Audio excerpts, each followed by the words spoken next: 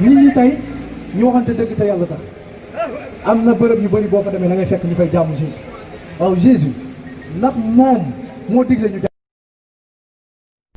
waaw waaw dellu ngay jàngal Injiil nga bàyyi li nga nekk di tànn fii di bàyyi fële.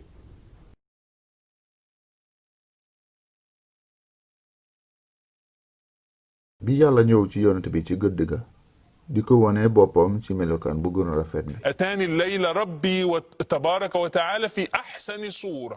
ndax dafa shirk. yaani ana Muhammad raa Allah fi suura. ndax ndegam gis ni yàlla mi ngi topp ilaaha yi ñaari yàlla ndaxte am na yàlla bi mu gis ak yàlla bi mu gisul. يعني في صورة بشرية الكف من صفات البشر. موسى قال ربي أرني أنظر إليك. bi Muusa laaj ci gis yàlla lu araam la doon wuti.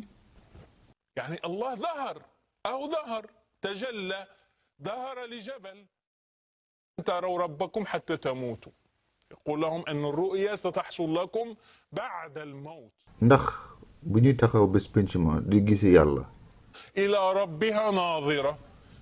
dañu shirk. ndax bu ñu di ko jaamoo mi ngi toog ci kaw arsh bi bés penc ma ndax dañu shirk. أنهم سيرون الله في الآخرة. déet lu tax nag ndegam yàlla mën na nekk fenn du tere mu nekk fépp. المؤمنين يرون الله تعالى دون الكافرين هذا في النصوص الإسلامية. ndegam yàlla moo lay dikkal ci kaw arsh bi wala ci ay ruya wala ci sa kanam wala ma taxaw ni nit kon du shirk du bokkale ndax moom ci boppam ngay topp. problème bi muy bu doon jël ay nit wala aw chose boo xamante ne du yàlla que di ko topp ci ginnaaw yàlla yaa ngi shirk di bokkale ndaxte yaa ngi topp wala toppale ak yàlla loo xamante ne du moom.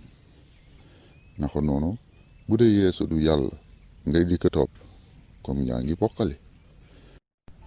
ci jullit yi topp yeesu di ko jaamu lu aram la ndaxte dañu koy jàppe aw bindeef kese aw jaamu yàlla kese. waaye bu dee di mos a taxaw fu kanam yàlla ndax dañu ko war a weddi ci bés boobu te bu ñu weddi bés boobu lan lañu doon.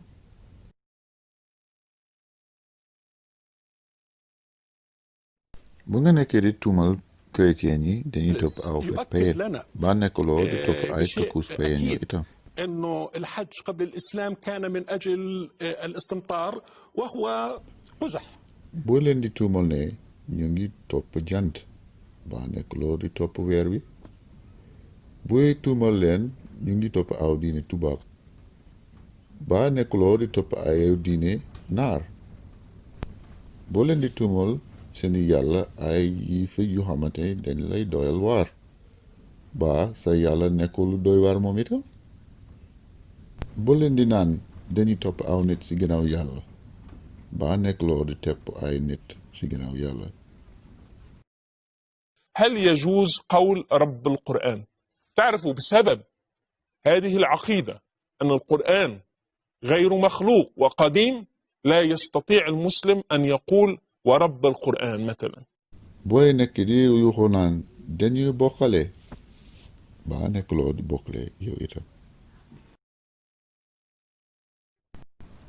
lu tax yàlla ak rasuluhu la lu tax lépp looy def da koy def yàlla ak yonant bi lu tax mun loo ko def yàlla rek lu tax mën nañuy wax tuuru Muhammad te bu ñu ko waxee faaw ñu di ko toppal ci sallallahu alayhi wa sallam te bu ñu waxee Ibrahima lu tax du ñu dégg allahumma salli ala sayyidina Ibrahima wala Isa bu ñu xoolee ci alxuraan dañu gis ne inna allah wa malaykatun yusalluna ala nabi te loolu lan lay tekki pour jullit lu tax ñi di def yonte bi ay cant lu tax ñu ko def ay fête di magal tuuram